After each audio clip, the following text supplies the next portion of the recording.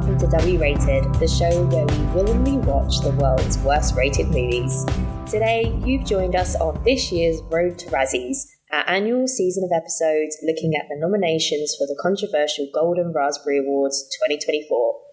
For new listeners, I'm Daisy, and as always, I'm joined by podcast co-creator, host and editor Claire. Claire, would you like to tell us which film we're talking about this episode? Today we're talking about The Exorcist Believer, which is nominated for Worst Picture, Worst Director for David Gordon Green, Worst Screen Combo for any two money-grabbing investors who donated to the $400 million for remake rights to The Exorcist, Worst Remake, Ripoff or Sequel, and Worst Screenplay, written by Peter Sattler and David Gordon Green, with the story by Scott Teems, Danny McBride and David Gordon Green. Usually I laugh at those Razzie, fake nominations, but I think it's actually such a pertinent point for the discussion for this film. Had you seen... You don't like The Exorcist, do you, Claire? No, so I've seen the original Exorcist a number of times. I watched it for the first time when I was 13. I have since at least seen it once, but I believe twice in the cinema, and I've definitely seen it a minimum of 3, if not 4 times. Wow. I've seen the different cuts, I've seen the one with the electrotherapy bits that isn't in all of it. I've seen the kind of basic standard VHS one that was what my dad had that I watched when I was 13. I've tried. I think it's given it a good try, I would say. I think it's really boring. I get so bored. There's bits of goodness, but it just doesn't get me in any way atmospherically. And yeah, I remember we went to see it for Halloween at the cinema, Halloween night, a group of us when I was in my 20s, and I was like, okay, I need to give this a re-evaluation, and I was bored. I felt the same when I saw The Shining for the first time in the cinema. I'd read the book, really loved the book, and I watched it and I was like, what's this bullshit? And then since came to learn that Stephen King does not like that adaptation, and actually if I then rewatched it without that expectation and now really appreciate it. But I don't think I can even argue with you about, have you tried this? You've tried everything. You've tried all the different cuts. You've tried it in a cinema. You've tried it with a group. I think that is fair. It's not one for you. It's not. I think what really didn't help though is my parents, my dad loved it. My dad loved horror films, and my mum's a big wimp, and so my mum thought it was fucking terrifying. And then everyone talks about it being one of the greatest horror films of all time, and I just don't find it scary in the slightest. I don't think there's anything scary about it. And as a 13-year-old, I was mega getting into horror movies and loved slasher films and vampire films and ghost films, and I was And so, I don't think my brain can't compute it as a horror. I'm it's not really actually that horror-y. See, I don't really see it as... And I totally get you with the expectation. I remember when I was younger, I'd read what was on TV in the TV mags, and I'd read the blurb for Nightmare on Elm Street, and I'd read the blurb for The Exorcist, and I used to freak myself out. Really young. And then as I got older, I started getting into horror films when I was sort of in my teens, but that's not one that I ever tried until I would say maybe late teens, early 20s, and I watched it and I was bored as well. I didn't get it. I think, made those comparisons too about everyone saying it's the scariest one ever made, and I was but nothing happens. But what was different for me is that I had the same thing with The Shining, where I was able to kind of then say, and I'm not saying you're not able, but for me, I then rewatched it without that, and I kind of saw something else to take out of it. For me, it's not the scariest film of all time kind of thing. For me, it's that it's a drama with horror elements. It's what everyone says about elevated horror these days, and it's just horror never needed to be elevated. You've got amazing, in my opinion, amazing films like this where for me it's just an amazingly executed film with horror elements, and that's what I quite like. I quite like it being, for me, it's this really careful, slow build up. I love spending time with the family. I love how it spends a lot of time talking about the faith aspects, and even how the priest is exorcisms aren't a thing, by the way. I and it was grew really up interesting. Roman Catholic, so maybe that was my issue. I was like, this is just like going back to church. Yeah, it's like your brain immediately goes, time to sleep. Yeah. It's interesting because like I was watching. I mean, I know that not everybody likes them, but I like them from what I've watched. Red Letter Media, and they did a review of Exorcist Believer, and they was talking about how, you know, in the film, what they said is true. Like, people before The Exorcist, they didn't know what exorcism was. It wasn't like a big thing. So the whole exorcism in films is kind of born from this original film in the 70s, you know. So I found that really interesting. And I just really liked how it was crafted. But I do get it's not for everyone, because if you want something out of it, or the way that it is made and it's told doesn't work for you, then it doesn't work, right?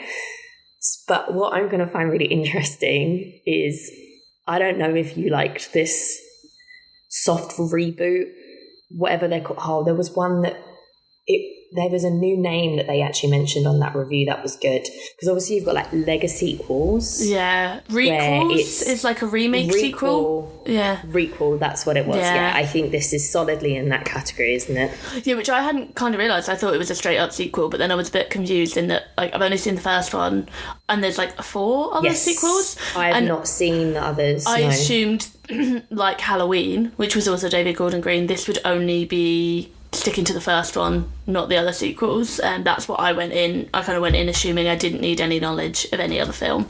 I don't think that you do, no. Yeah. When I looked it up, it is classed as a sequel to the first Exorcist, not like a running thing with the others. I know that Regan is in the second one, I think. The Heretic, which we almost had to cover, but we got away without covering because it kept coming off. It might come back. It might come back. Bopping between 98, 99, 100 and off the list for the last 3 years. Just bops on and off. But I think I think it's going to be reevaluated in the view of this, in that I think people rewatch loads of them, and I think it won't come back on, because I think people having watched this is taking its place. Yeah, people be like, this is a bad Exorcist sequel. That wasn't. Yeah. I think might be what happens. That's a good point, because, you know, I know quite a lot of people on Twitter or in the sort of film community that we're close to really like 3. I think. 3's a big one. And like, it's funny because I think Halloween might come up a little bit, because obviously David Gordon Green also did the requels to the Halloween franchise. Halloween probably up there with Scream, with my favourite horror movie and one of my favourite movies. I love that film, and I love Halloween 2. But then all of the sequels kind of have been reevaluated, and people keep going on about how Halloween 3 is amazing. Halloween 3... I liked 3. It has nothing to do with it, though. That's fine. Nothing to do with it. That's fine for you, but up until about 5 years ago, it was a decided fact in the cinematic world. Halloween 3 was not good and was a waste of time. And then all of a sudden, everyone's like, oh, actually. This is why you should never, ever be influenced, and this is me saying this, be influenced by other people's opinions, but I mean it in a sense of thinking something's bad. I'm only influenced to see the good side of things. I don't think anyone can really convince me too much that something I like is terrible, because I'll be like, well, I like it, so it's obviously not.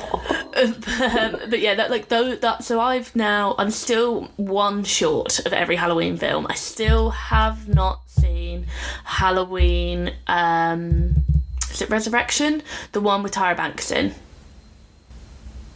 Yeah, I don't think I've seen them all, because I think was it us that we were seeing each of that little flow chart thing? Yeah, so I'd watched all the ones that were kind of...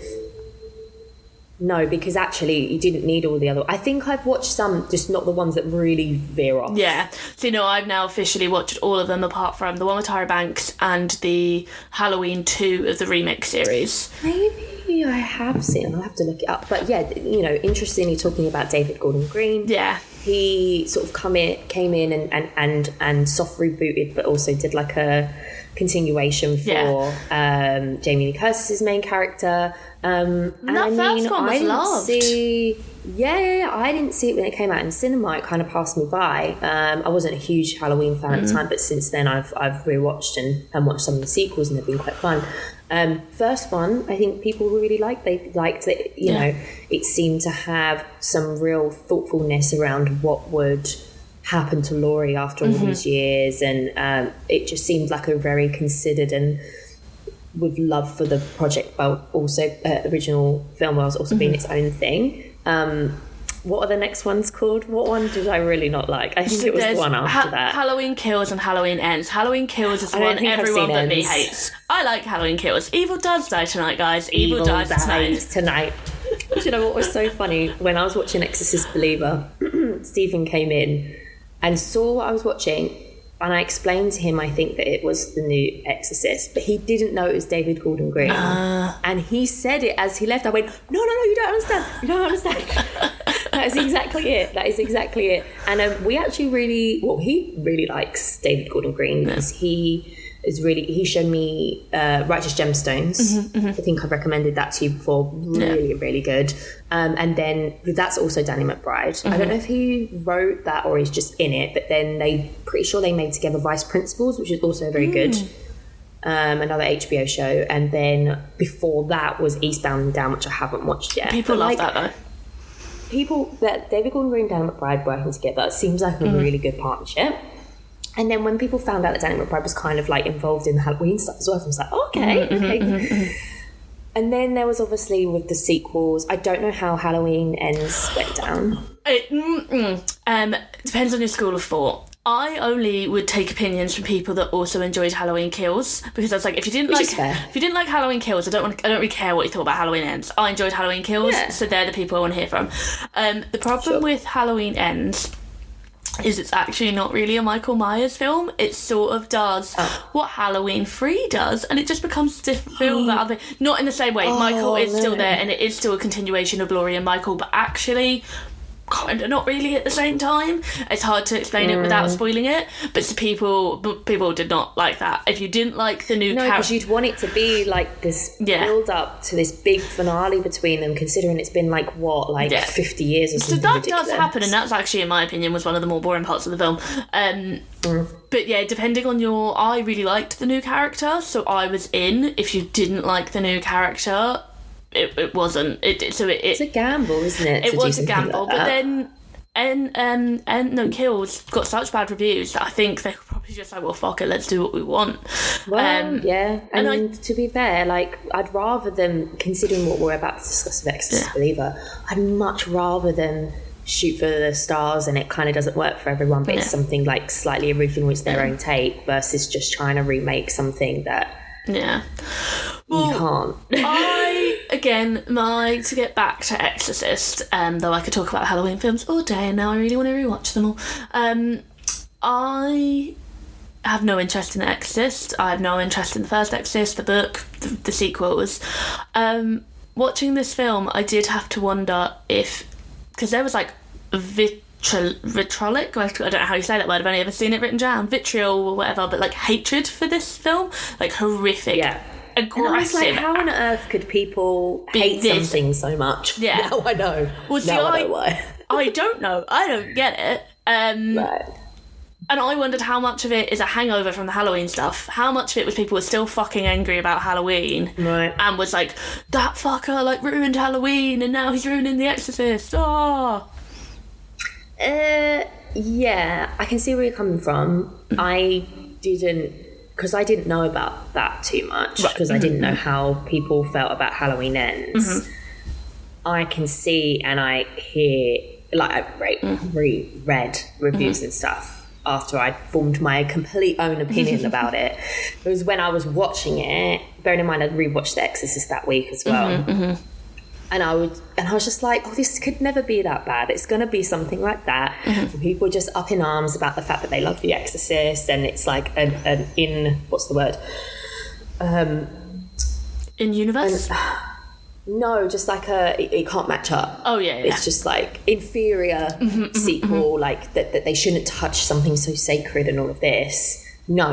It's just the most cynical, like, it's just the most, like, I wouldn't even say money making, because I know that $300 million apparently. Like, they spent a lot of money to get the rights. Yeah. So they clearly wanted to do, like, I get it. When people use IP, you always got to say, well, that's because you want to sell a story that you know people I get the will impression come in and see. David Gordon Green is a horror fan and just wants to watch all his favourite films from when he was a teenager. And I respect that. The problem is that, and because you know he can do it, because with Halloween it worked. This, and I think that's why the re-quel thing, this was just, this wasn't for people to watch. This was those, you know, you said you did the thing with like What's-Its or something. Oh yeah, recreation. Where you recreated stuff for your like joy, but also for a small group of people, or like whatever. Yeah. This is a pet project. This isn't art, because he's tried to pretty much redo the first film, but just say, oh, there's two possessed girls rather than one, and rather than talk about Catholicism, we're gonna bring in another religion, but they don't do anything with it. See, it's so there's so many ideas being thrown at the wall and nothing happens with them. Nothing. So because I completely agree with everything you've just said there, I just didn't care. So like, I did not think this was a good movie. I didn't enjoy watching it. I think I've given it 2 or 2.5 on Letterboxd. But then I don't like Exorcism as a concept, as a storytelling avenue. I don't like the original Exorcist. I don't even know if I've ever seen any other Exorcism films, because I see. No. Because the reason I was so quick to say that is because I'd actually been watching the Conjuring films that week as well, so I had like a big exorcism week. I've seen Insidious, but I don't think I've seen Conjuring. Yeah, I think they're the same film in my brain. Are they the same film? Yeah, they're not. No, that's Insidious is a bit different. Is Patrick Wilson in both of them though? Is that why I'm confused? That's why I'm confused. Yeah. No, I'm not. They're both James Wan. Yeah, so I've not seen any of the Conjuring, because like when I see a trailer for a film that is about an exorcism, my brain just goes, oof. Fair enough. So yeah, like, I did not think this film was well made in the slightest, and I thought it was messy, and I thought it was confusing, and at times I thought the writing was laughable. Oh my god, this is the thing for me. It just didn't anchor me. I was just like, all right. and I think that's why it's important to think about. We were talking before about the different nominations. How can that be nominated for sequel versus worst, etc. I think that's a really good point, in that I probably wouldn't have cared as much if this didn't have the Exorcist name in front of it, because because the other thing was, and I think it's fair to say everyone knows if they're listening in that this is going to be spoiler heavy, bringing Chris into it, the mum, and Regan right at the end, it was just like, so my eyes just rolled like this. Like, you can't see what I'm doing, just like round and round and round and round and round, because it's just like it's just so. It was it was just so unearned that it made me feel like uncomfortable. Like, it was just, it's like watching rich people play around with like their toys, except their toys are like, oh, I can just bring this character in and do what, and get her eyes poked out now. Like, I liked when she was stabbing her eyes. I was like, oh, I just didn't see it coming. I was like, oh. It was one of very few things to actually happen in the film. Yeah. I just feel like it's such a shame, and I don't want to be the kind of person that's like, you know how the Star Wars people are, like, oh, you've sacrilege touching these characters. I've never understood those people before. But like, a couple of weeks ago, I just had the misfortune of watching the Mean Girls musical, the movie, and I suddenly understood how the Star Wars men felt. I suddenly understood. I was like, they have ruined my baby. And I get it, and like, I do get it, and I'm not saying that people who are like, I think that it's hard, because I don't quite know how to compare it to something like where the way people were like hitting back about, oh, Luke Skywalker wouldn't do that, and it's just like, how do you know? You don't know him. The thing is, it's not what the characters would or wouldn't do in this, which I think is a bit of a who do you think you are opinion. It's the treatment of the characters. It was just very flat, to be honest, as well. It was like, oh, how exciting, we've bought these rights, we can bring Ellen Burstyn back and we can do all this, and it's just like, for what? She just sat in a room talking, to be honest. Yeah, it's just like Do you think she got a nice paycheck though? It was just this. oh, well, this is it. And like someone said that the beach house stuff was like screaming of reboots, and it was just like how convenient that she comes in, gets her eyes poked out, and then she's out for the rest of the film. Like it's just, and like with the whole thing of, I don't know, I think, to be honest, my main problem is the screenplay with this, and I think everything around that suffers because of it. I just think that it's like, for me, it's just like conceptual. It's like, wouldn't it be cool if, okay, so we want to do an Exorcist sequel, we're getting the rights, wouldn't it be cool if this happened and this happened and this happened and this happened, and then that's just what they filmed. It didn't feel like there was any kind of purpose or reason or motive behind the writing, and it was just like you said, it was flat. Like, I hate to be so rude and like pointed, but it was really uninspired. It didn't bring anything, and it's just so disappointing because we've just said we know that they can do it with Halloween. That felt like, where would this character be at this time? And I don't mind Chris and Regan being in it. The thing I think that worked for the Halloween remake, Halloween 2018, was the violence, because the first time I saw that in a double bill with the original Halloween. And the thing that's interesting about the original Halloween is it's actually incredibly slow, and there's not that many deaths, and there's not that much violence, and there's See, I kind of feel a little bit like what you felt like with the Exorcist of Halloween. I do find it a little bit too slow for me, but I still enjoy it and I still appreciate it. It is very slow, and then there was like a 20-minute interval, and then they showed us Halloween 2018, and that is balls to the wall. He's fucking killing everyone, and it is violent, and you're seeing it all.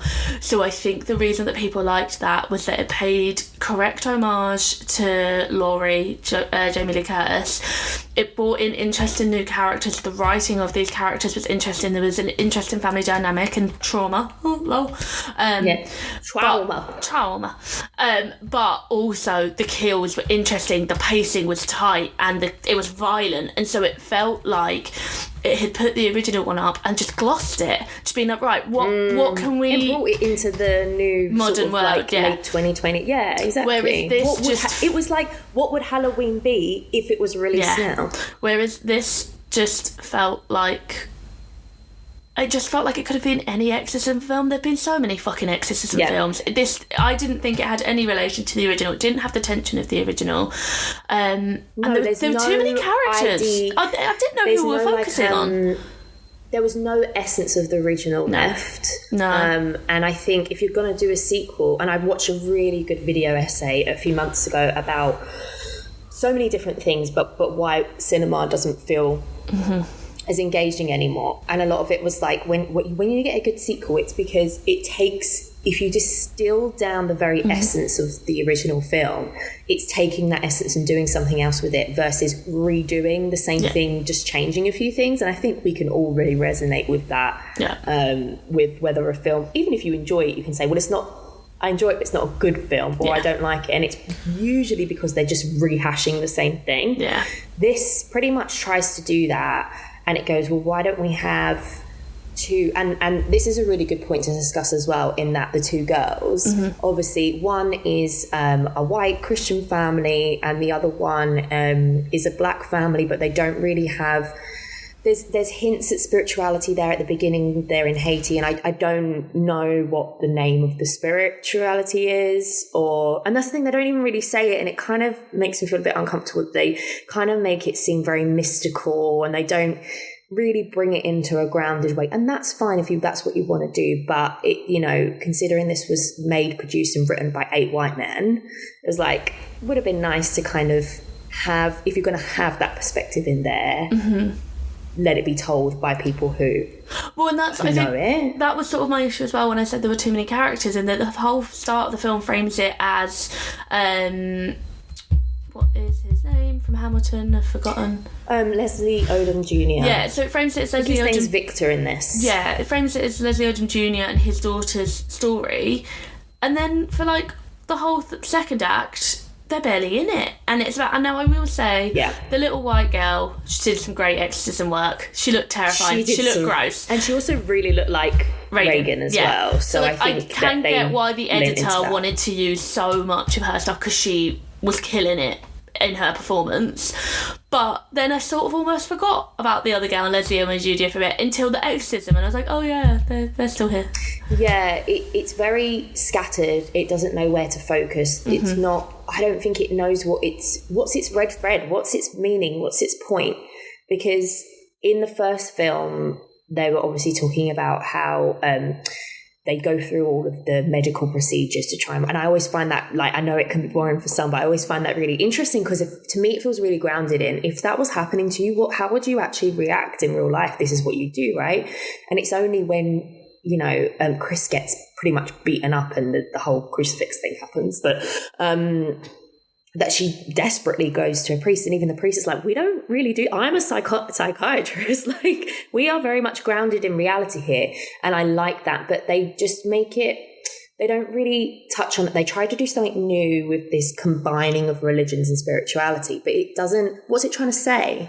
It's very there's stuff that's said by Anne Dowd towards the end, who turns out to be a nurse that was going to be a nun, and it's all related. And the exorcism's like all these different kind of spiritual figures and stuff. It's just too much. What's the point? What am I trying to focus? What are you trying to tell me here? What am I trying to focus on? And it just ends up being like, well, actually, it's not really about religion. It's about community. It's like, what do you mean? We might as well be a Fast and Furious thing. It's about family. So I didn't hate it at first. I thought it was really interesting about them going missing, what happened to them. It really kind of reminded me of the essence of going through all of those medical tests and being like, how would you react or what would happen if your daughters went missing and there's no sign of any kind of foul play or issues or illnesses or whatever. And but they're not the same. Yeah. But they're not the same. I would have loved if they'd really carried on with that. Because there was some sinister stuff like there. Like, there was a point in which when Leslie Odom Jr. brings her home and she's there with the light in the bathroom, I did get a little bit like, ooh, is this suddenly going to get a bit violent? And I did for 2 minutes I was like, oh, I'm ready to be scared. And then it didn't really go anywhere. Especially because we know that the first film wasn't afraid to get very explicit with like the sexual kind of deviance and things like that. I was like, oh, are they going to go for that? Because actually, do you know what? In the 70s, people were like so shocked by that, and that's fair. And even though you could say we've progressed in like 50 years, I think that would, if they'd done that would have been even braver now. Yeah. If they'd have done something like that. I think it's tougher now because this felt very tame in that aspect. And I didn't even think about that. Like the violence and the shock. It's not even the violence, just the shock. Very, very tame in this. I think you've got a hard sell there, though, in that obviously because back in the 70s we didn't have media like we do now, and we barely had like VHSs and things like that. No one knew that film would be seen as much as it was, and like obviously that the Linda Carter, it's not Linda Carter, it's Linda Blair, like she had to go through a lot with that film and the legacy of that film over the years. No child star, no parent of a child star is ever letting their kid do something like that now, with the way that we have like social media and stuff like that. Like that, it's just not going to ever be able to happen again, at least in mainstream Hollywood, because no one would trust it. Yeah. But it's interesting because we've got more opportunity now because of like CGI and things like that. We can protect kids a bit more from what they're doing. And when I was rewatching the first film, I was like, how have they done this so that she's not kind of knowing what the end result is gonna be and look like and everything?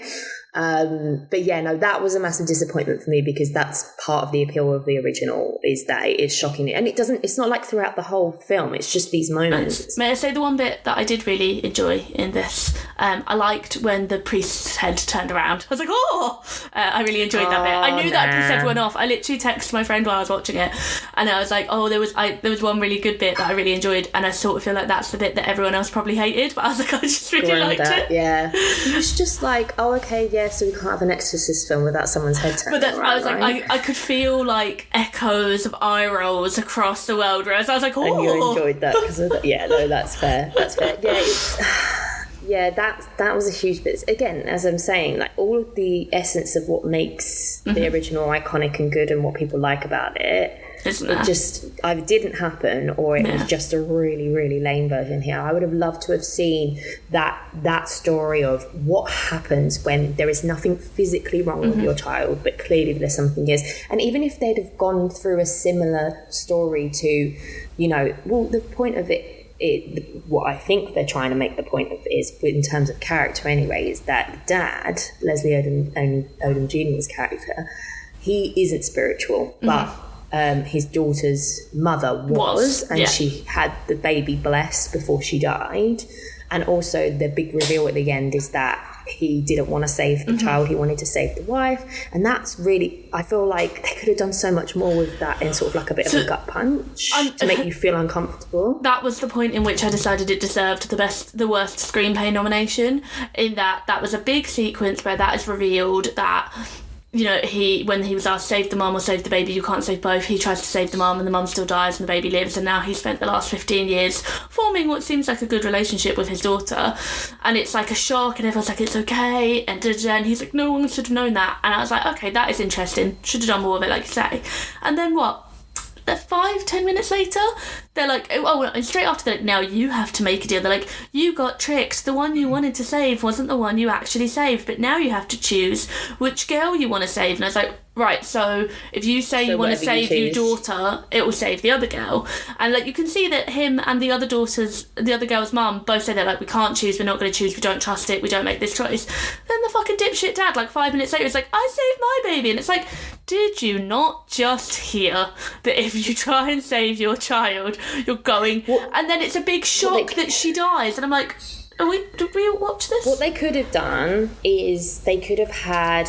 because obviously they were having like separate conversations with like the girls at some point. There was so much going on, right? What they could have done is that they could have had it... I mean, it's bloody like mystical, right? They can make anything happen. So they could have had it so it's like... only he could hear what she was saying, and then he goes and runs off to like gather himself, and then they answer that so that the other couple don't actually know what's going on, and then that's why they're like mistakenly going, we saved her, and then he comes in and he's like, what's going on? What and did like, you do? And then he's like, no, don't do it, what did you do? Kind of thing. I don't know, there's just like these elements of ideas and they just seem so like...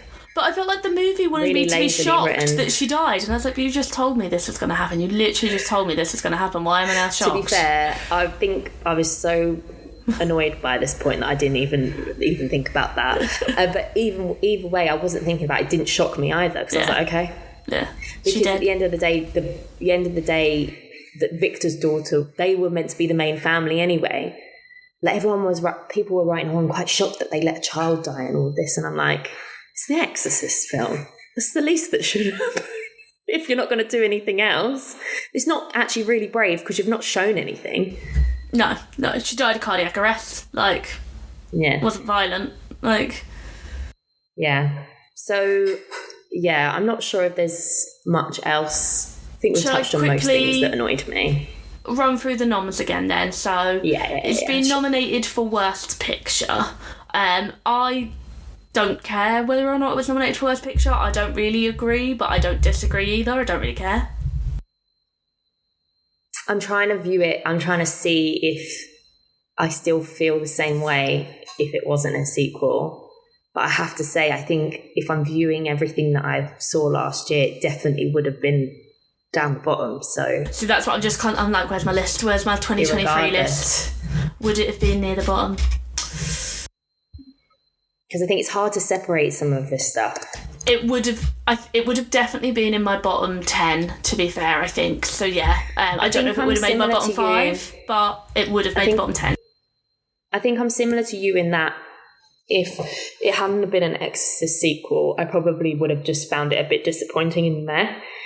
Because as an exorcism film, because there were some interesting ideas in there that they didn't follow through, and then it became a bit messy and convoluted and the scripting was a bit lazy. But I don't think I would have been as annoyed by like the Exorcist stuff.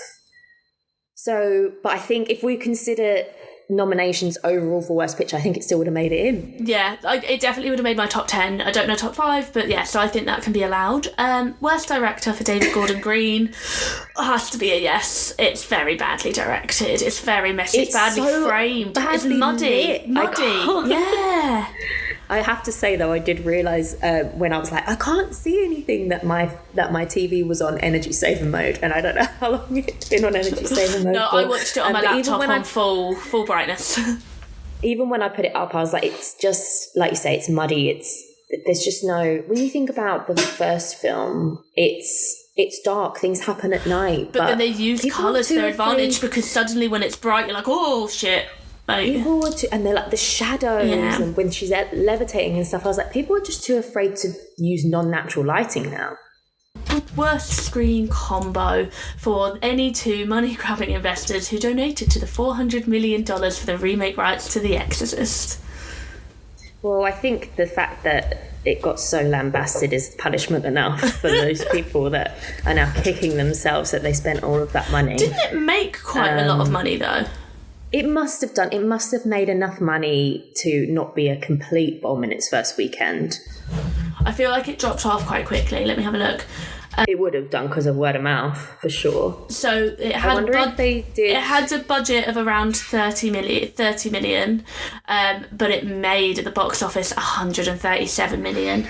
That's what I mean. I reckon they did quite low budget filming, so the rights were huge, but they probably didn't spend a lot on, and it makes sense, right? Nothing particularly spenny happens in the VFX department. Yeah. So there were 2 sequels already in development when this was released, and even though it's made all that money, they have cancelled. It was meant to be Exorcist Deceiver, so Believer, Deceiver, and then I don't know what the third was, have cancelled the sequel, and David Gordon Green says he's not interested. So in fairness, I don't think he wants to be a bad filmmaker. I think he's a bit embarrassed about it, because I think he's taken the negative reviews to heart, even though it made the money. And I guess as well, as a company, you can make any horror films. Like, horror films always tend to, on low budgets, turn it around and make a load of money. So I guess they're like, why would we keep making Exorcist ones and getting shit reviews? We might as well just make some non-Exorcist ones. And I do respect him for that, because like, we're not going to be perfect all the time, and some people would have liked it, and it's just a case of like, okay, this was a miss, but people like some of your other stuff. Like, I think, like, people love your TV shows. Like, I think he deserves to have a go at some of this stuff. It would just be a shame if he kept getting opportunities, if he kept not getting them, when there's so many other voices out there that could do something with much less money. They don't need IP. They can just make good films that the execs, and it's really the execs' fault. The execs aren't ready to risk spending money on, when it's just like, but hold on, you've just spent however much on the rights in it, but like, spare some a little. It's like the Robin Hood meme. It's like, shaking the can. They just want a few mil to make some other films that can help you underpin your tentpole stuff. If it doesn't work, if you're willing to let these guys, take a big swing and a miss, it's not fair to not let other people have a go as well. So I think we say that's probably a little bit deserved, but it's been lambasted but enough. No hard feelings, David. Yeah. And then one that I believe you will agree with, the worst remake, rip-off or sequel. Yes. Yeah. I don't care, but Emphasis I think it's probably well deserved. And then worst screenplay for Peter Sadler, David Gordon Green, 100%. Story by Teams McBride and David Gordon Green. Yeah, completely agree. It was a shockingly bad screenplay, and that's where it began. This is one that I'm pretty confident. I feel like even if it doesn't win, that's my pick. I'm just trying to see what the other ones are. Expendables 4, Indiana Jones, Shazam, and Winnie the Pooh. Okay, so from the ones that I haven't seen Expendables or Winnie the Pooh yet, but I think Winnie the Pooh potentially will come in and take cake, but we'll see. But then at the same time, it's slightly. At the same time, I feel like we've got Winnie the Pooh is a completely different kind of film. They didn't have the money. I've not seen it yet. They didn't have the money. This is what I'm saying. I was about to say, These guys had money and experience, and they wrote this screenplay. So I feel like I've not seen Winnie the Pooh yet, but I probably think this is more deserved.